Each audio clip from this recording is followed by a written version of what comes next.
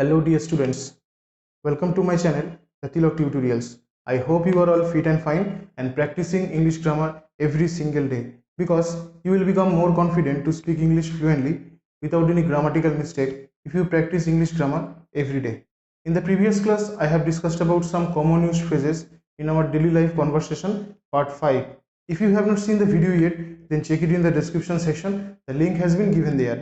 And today in this class I am going to discuss some more common used phrases in our daily life conversation part 6, and it will also help you to improve your speaking skill. Okay, so let's start the class.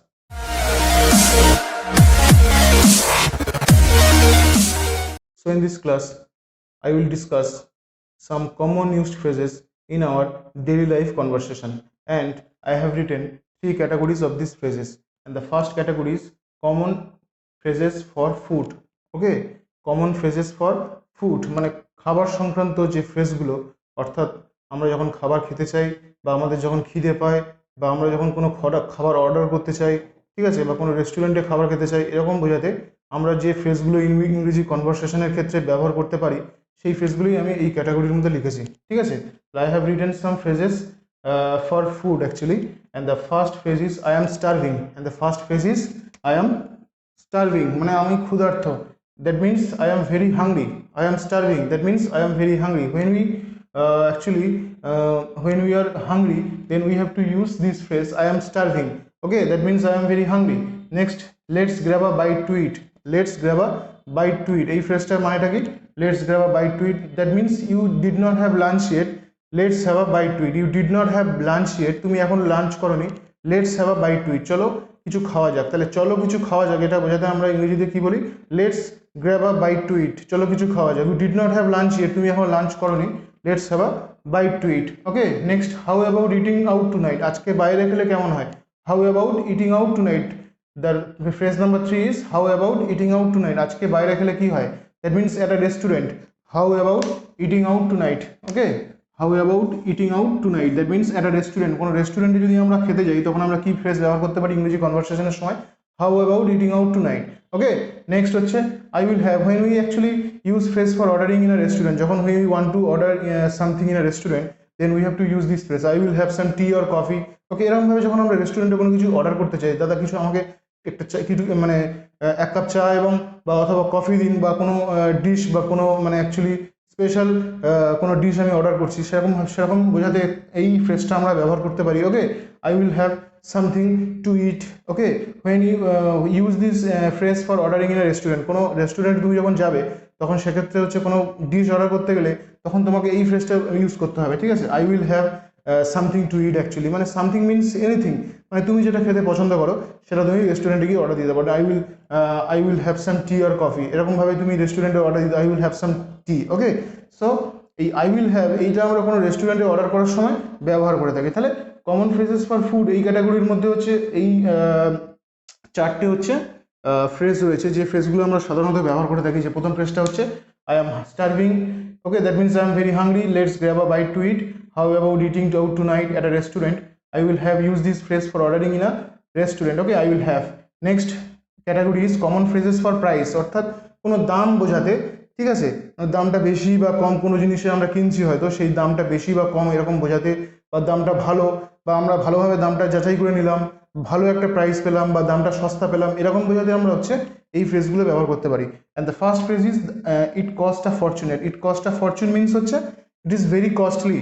It cost a fortune মানে যখন কোনো কিছু খুব দামি হয় সেরকম বোঝাতে আমরা এই ফ্রেজটা ব্যবহার করে থাকি, it cost a fortune. It cost a fortune মানে ইট ইজ ভেরি কস্টলি।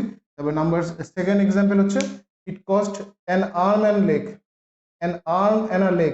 ওকে, এই যে ফ্রেজটা এটা খুব একটা মানে ভালো ফ্রেজ, এই ফ্রেজটা সাধারণত খুবই ইউজ হয়, আমরা ইউজ করতে পারি ইংরেজি গ্রামারে, very important phrase. It cost an arm and leg, that means it is extremely costly মানে খুবই দামি actually. Okay, I want to buy a car but they cost an arm and a leg. An arm and a leg মানে আমি এই গাড়িটা কিনতে চাই, I want to buy a car, আমি একটি বাড়ি কিনতে চেয়েছিলাম, but they cost an arm and a leg, এবং তারা সেটাকে খুবই বেশি চার্জ করলে, extremely charge actually, they charge extremely on the item which I want to buy actually. It cost an arm and leg, that means it is extremely costly.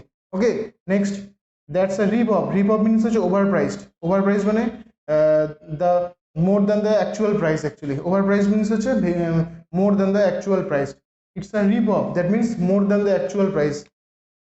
এই যখন আমরা কোনো জিনিসের দাম যা তার থেকে অনেক বেশি আমাদের থেকে চার্জ করা হয় বা নেওয়া হয়, তখন আমরা এই মানে ফ্রেজটা ব্যবহার করতে পারি, that's a rip off. Okay, that means over price. Next number 4, that's a bit pricey. That's a bit pricey কথার অর্থ হচ্ছে little bit pricey, little bit costly than expected. Little bit costly than expected মানে আমরা যা expect করেছি তার থেকে little bit costly, কিছুটা পরিমাণ দাম বেশি, মানে কিছুটা দাম বেশি, that's a bit প্রাইজি।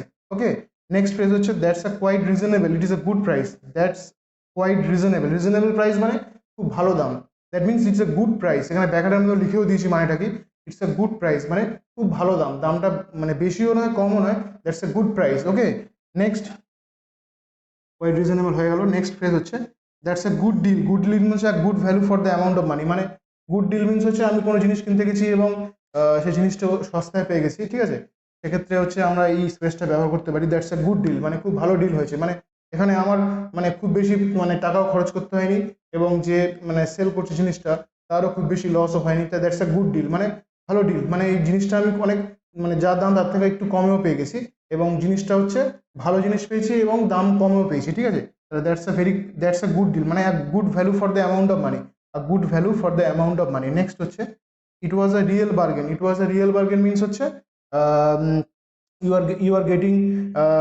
getting a deal on something হচ্ছে in a very good price, you are getting a deal on something, you are getting a deal or very good deal on something in a very good price. Actually it was a real bargain. ওকে, মানে যখন তুমি কোনো জিনিস যা দাম তার থেকে অনেক সস্তায় পেয়ে যাচ্ছ, দ্যাট মিনস ইট ওয়াজ আ দর কষাকষি করি আমরা বাজারে গিয়ে দর কষাকষি করে যখন একটা নির্ধারিত দাম নির্দিষ্ট করি, মানে একটা দাম যখন নির্দিষ্ট করি সেলারের সঙ্গে এবং সেই দামটা যা দাম তিনি বলেছিলেন তার থেকে অনেক কম হয়, সেক্ষেত্রে হচ্ছে আমরা এই ওয়ার্ডটা ব্যবহার করি, ইট was a real bargain.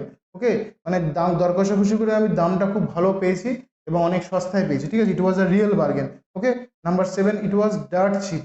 It was dirt cheap, এই যে ফ্রেজটা এখানে তার মানেটা কি, ডার্ট চিপ মানে কি, চিপ মানে সস্তা আমরা জানি, ডার্ট চিপ মানে এক্সট্রিমলি ইনএক্সপেন্সিভ মানে খুবই সস্তা, যেরকম এরকম বোঝাতে হচ্ছে আমরা এই ওয়ার্ডটা ব্যবহার করতে পারি, মানে এই ফ্রেজটা ব্যবহার করতে পারি, ইট ওয়াজ আ ডার্ট চিপ। ওকে, তাহলে এই যে ইট ওয়াজ আ রিয়েল বার্গেন, এই ফ্রেজটা ইট ওয়াজ আ ডার্ট চিপ, এগুলো খুবই গুরুত্বপূর্ণ ফ্রেজেস যেগুলো আমরা এখানে মানে এখন আলোচনা করলাম, ঠিক আছে। তাহলে it was a dirt cheap, it was a real bargain, that's a good deal, that's a quite reasonable, that's a rip off, that's a bit pricey, it cost a fortune, it cost an arm and leg. These are the phrases, okay, for price, indicating price. So here I have discussed some phrases, okay, which you will if you will practice these phrases regularly, okay, regular basis actually, then your speaking skill will improve day by day. Okay.